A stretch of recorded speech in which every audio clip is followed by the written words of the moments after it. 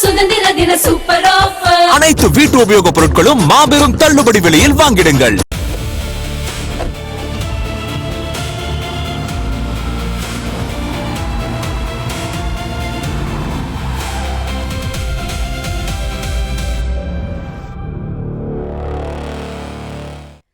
கனிம வளங்கள் திருத்த மசோதா நாடாளுமன்றத்தில் நிறைவேறியுள்ளது.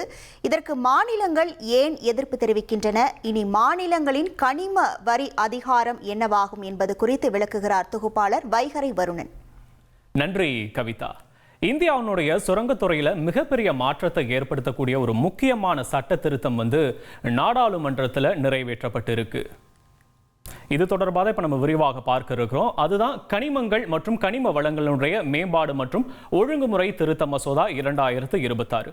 சுருக்கமா இதை MMDR திருத்த மசோதா 2026ன்னு சொல்றாங்க. இந்த மசோதாவில் என்னென்ன மாற்றப்பட்டிருக்கு, மாநிலங்களுடைய அதிகாரத்தில் இதனுடைய தாக்கம் என்ன அப்படின்றத இப்ப நம்ம விரிவாக பார்த்துடலாம். முதல்ல இந்த MMDR சட்டம் அப்படின்னா என்ன அப்படின்றத பார்த்தலாம். இந்தியாவில் கனிம வளங்களை எப்படி ஆய்வு செய்யறது, சுரங்கம் அமைப்பது, சுரங்க உரிமம் வழங்குவது, கனிம வளங்களை நிர்வகிப்பது போன்றவற்றை ஒழுங்குபடுத்தக்கூடிய முக்கியமான சட்டம் தான் 1957ஆம் ஆண்டு கொண்டு வரப்பட்ட இந்த MMDR சட்டம். இந்த சட்டத்தில் தான் தற்போது புதிய திருத்தங்கள் கொண்டு வரப்பட்டிருக்கு. இதுல மிக முக்கியமான மாற்றம் தான் கனிமம் இருக்கும் நிலங்களையும் மத்திய அரசினுடைய ஒழுங்குமுறை கட்டுப்பாட்டுக்குள்ள கொண்டு வருவது. அதாவது ஒரு நிலப்பகுதியில் நிர்ணயிக்கப்பட்ட அளவுகோல்களின் அடிப்படையில் கனிம வளம் இருப்பது உறுதி செய்யப்பட்டுச்சுன்னா அந்த நிலத்தை ஒழுங்குபடுத்துவதில் மத்திய அரசுக்கும் அதிகாரம் இருக்கு. இதுவரைக்கும் மத்திய அரசினுடைய கட்டுப்பாடு பெரும்பாலும் பார்க்கும்போது சுரங்கங்களை ஒழுங்குபடுத்துதல், அப்புறம் கனிம வளர்ச்சியை நிர்வகித்தல் தொடர்பாக இருந்த நிலையில இப்ப இந்த கனிமம் இருக்கக்கூடிய நிலங்களிலும் ஒழுங்குமுறையிலையும் அதன் பங்கு அதிகரிக்கிறது. சரி, இதனால மாநிலங்களுடைய வரி அதிகாரத்திற்கு என்ன ஆகும் அப்படின்றதையும் நாம பார்க்க வேண்டியதா இருக்கு. இங்கதான் இந்த மசோதாவினுடைய முக்கியமான ஒரு விவாதமே வருது. ஒரு மாநிலத்தில் கனிம வளம் இருந்துச்சுன்னா அந்த மாநில அரசு கனிம உரிமை அல்லது கனிமம் உள்ள நிலத்தினுடைய அடிப்படையில் வரி, செஸ் அல்லது வேறு கட்டணங்களை விதிக்கலாம். ஆனா புதிய சட்டத்தின்படி இது போன்ற புதிய வரி அல்லது கட்டணங்களை மாநில அரசுகள் தன்னிச்சையா விதிக்க முடியாத வகையில் கட்டுப்பாடு கொண்டு வரப்பட்டிருக்கு. அதாவது மத்திய அரசு வகுக்கும் நிபந்தனைகள் அல்லது கட்டுப்பாடுகளுக்கு உட்பட்டு தான் இது மாதிரியான கட்டணங்களை விதிக்க முடியும். இதனால சுரங்கத்துறையில வரி விதிப்பதில் மத்திய அரசினுடைய கட்டுப்பாடு அதிகரிக்குது. இது மட்டும் இல்லாம கடந்த காலங்களில் மாநிலங்கள் விதித்திருந்த சில வரிகள் இன்னுமே வசூலிக்கப்படாமல் இருந்துச்சுன்னா அவற்றை வசூலிப்பதில் இந்த திருத்தம் ஒரு தாக்கத்தையும் ஏற்படுத்தும்.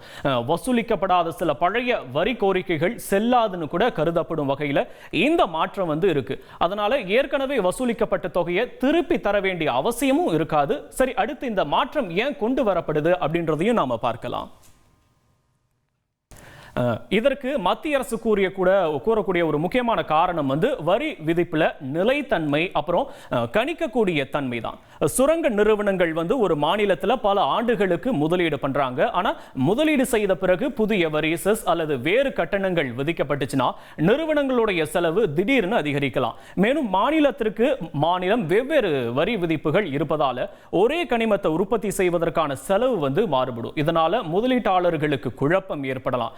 எனவே நாடு முழுவதும் சுரங்கத்துறையில ஒரே மாதிரியான மற்றும் கணிக்கக்கூடிய வரி சூழலை உருவாக்குவதுதான் இந்த மாற்றத்தினுடைய நோக்கம் அப்படின்னு மத்திய அரசு சொல்லுது. இதனால சுரங்க நிறுவனங்களுக்கு என்ன பயன் அப்படின்றதையும் நாம பார்க்க வேண்டியது இருக்கு.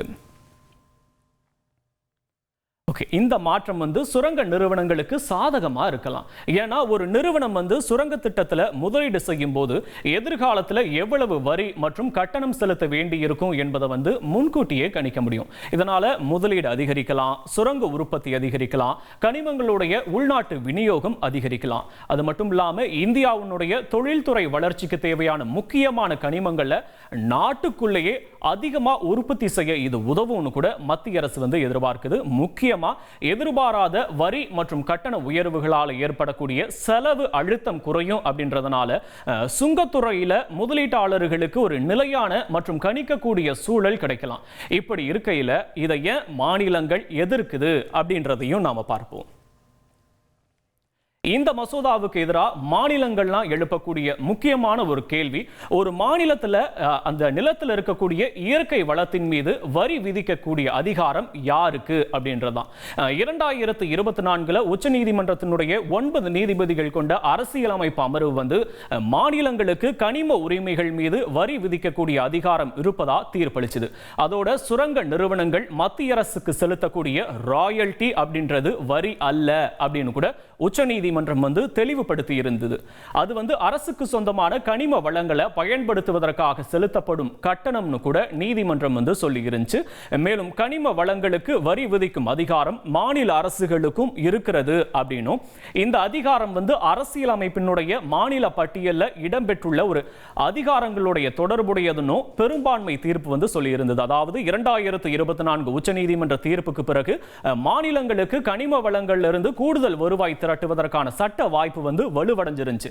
இப்ப இந்த 2026 MMDR திருத்தம் அந்த அதிகாரத்தின் மீது புதிய ஒரு கட்டுப்பாட்டை கொண்டு வருது. இதனால மாநிலங்கள் உச்சநீதிமன்றம் எங்களுக்கு அதிகாரம் இருக்கு அப்படின்னு சொன்னதுக்கு அப்புறமா நாடாளுமன்ற சட்ட திருத்தத்தின் மூலமா அந்த அதிகாரத்தை நடைமுறையில கட்டுப்படுத்த முடியுமா அப்படின்ற ஒரு கேள்வியை எழுப்புகின்றன. அப்படின்னா மாநிலங்களுடைய அதிகாரம் பறிக்கப்படுதா அப்படின்னு கேட்க தோணும்.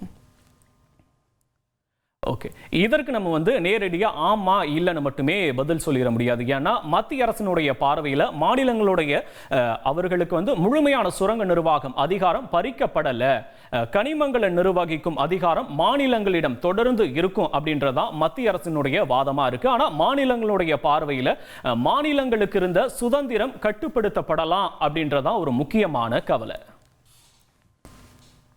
ஓகே, மொத்தத்தில் பார்க்கும்போது MMDR திருத்த மசோதா 2026 அப்படின்றது வந்து சுரங்கத்துறையை பற்றிய ஒரு சட்ட திருத்தம் மட்டுமே அல்ல. கனிம வளங்கள் மீது யாருக்கு அதிக அதிகாரம் இருக்கணும், மத்திய அரசுக்கா மாநில அரசுக்கா அப்படின்ற ஒரு மிகப்பெரிய கேள்வியையும் இது எழுப்புது.